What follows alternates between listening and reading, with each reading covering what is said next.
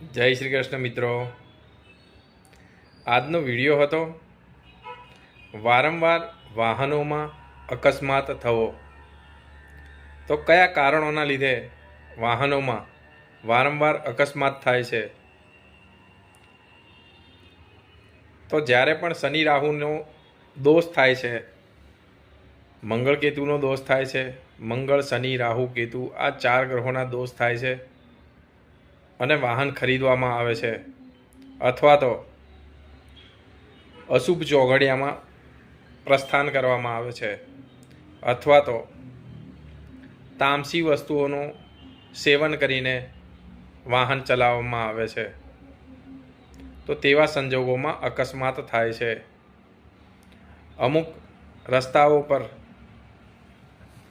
તામસી ઉર્જા અથવા તો કોઈ આત્મા, પ્રેત, પિશાચ તેનો સમય હોય તે સમયે તેની ઘટના ત્યાં અકસ્માત થયો હોય, ત્યાં જ તેની નાની મોટી ઉર્જા રહી ગઈ હોય, તો આવા સંજોગોમાં તે ઘટના તે જગ્યાએ બનતી રહે છે। તો રાત્રિ દરમિયાન મુસાફરી ટાળવી જોઈએ। ઘરેથી 2 વ્હીલર કે 4 વ્હીલર લઈને નીકળતી વખતે કુળદેવી, કુળદેવતા, ઈષ્ટદેવતા, ગુરુ, પિતૃદેવતા તેમનું નામ સ્મરણ અને તેમને રક્ષાની પ્રાર્થના કરીને નીકળવું જોઈએ। લાંબી મુસાફરી હોય તો ઘરથી નજીકના મંદિરે દર્શન કરીને પ્રસાદ ગ્રહણ કરીને ત્યાંથી નીકળવું જોઈએ। રાત્રિની મુસાફરી હોય તો હનુમાનજીની અચૂક દીવો અગરબત્તી પ્રાર્થના કરી, બને તો તેમના મંદિરે જઈ તેલ સિંદૂરના તિલક કરી, શ્રીફળ વધેરી ત્યાં પ્રસાદ અર્પણ કરી અને પછી પ્રવાસે નીકળવું જોઈએ।